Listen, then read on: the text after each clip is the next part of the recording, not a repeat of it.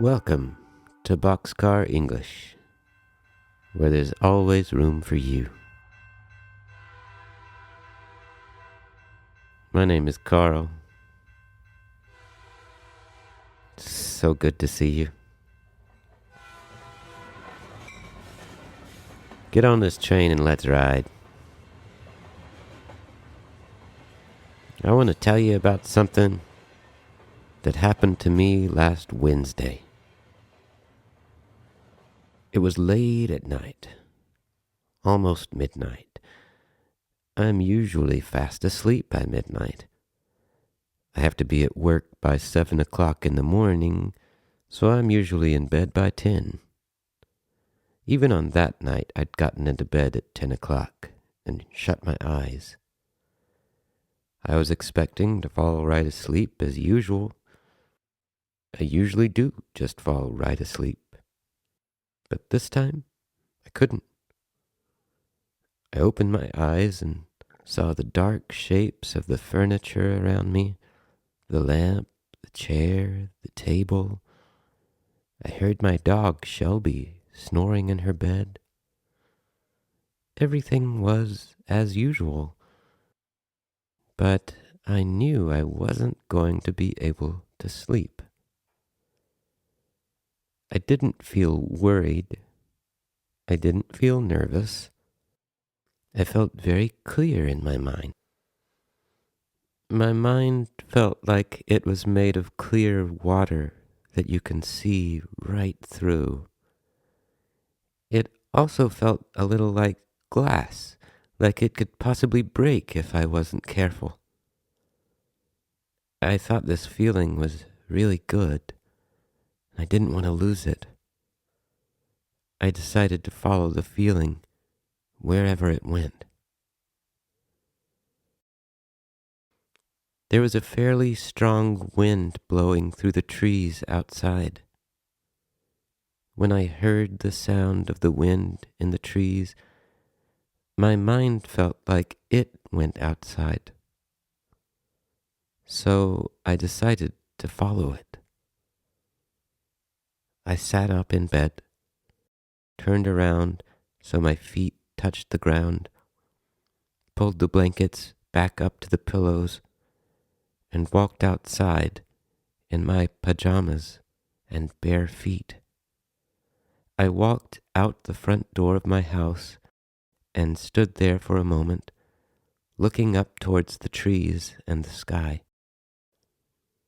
The wind was strong, and my eyes closed part way to protect themselves from flying dust.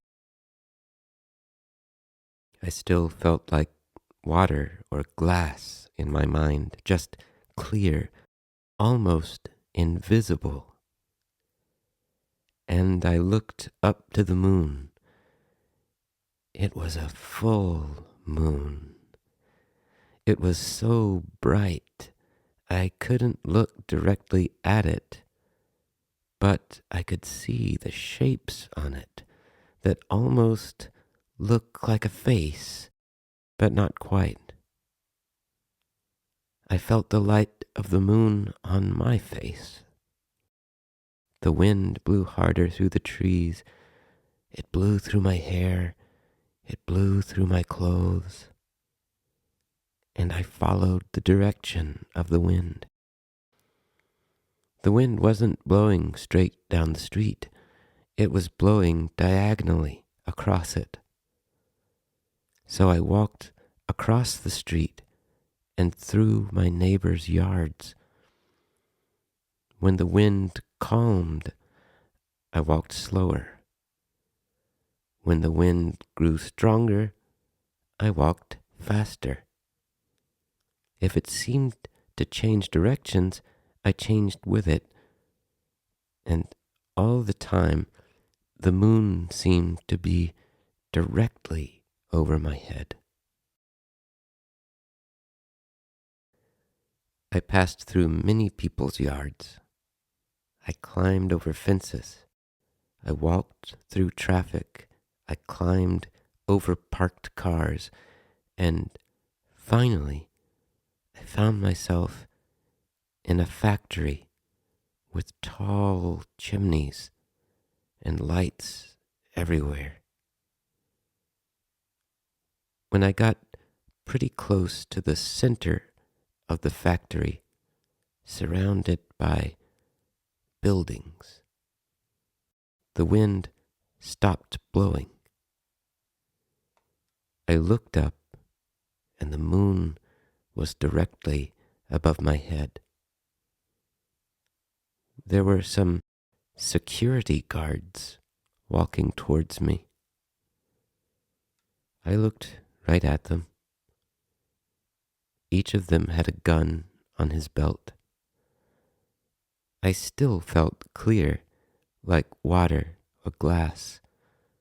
I didn't feel nervous. I didn't feel worried. I didn't know what I was doing. But I didn't want to break the glass. I didn't want to spill the water. The security guards gathered around me in a circle. They were not smiling. They looked at me very closely. It was almost like I was from outer space. Their heads moved from side to side as if they were trying to understand what I was. Finally, one of them took the gun out of his belt and walked right up to me. He put his hand on my wrist, lifted my hand, and placed the gun inside it. "No," I said. "I don't want that." He seemed not to understand. He took a step back and shot the gun straight up into the air. "Why?" I asked. And all in a flash, sirens started going off all around me, and I took off running like a wild animal. I ran out of the factory. I heard gunshots behind me. I ran across all kinds of stones and nails and broken glass. My feet were bloody, but I kept running, until I was standing at my front door. I looked up at the moon. "Thanks for getting me home safely," I said. I went inside and washed my feet off in some warm water and got back in bed. This time, I went to sleep pretty easily.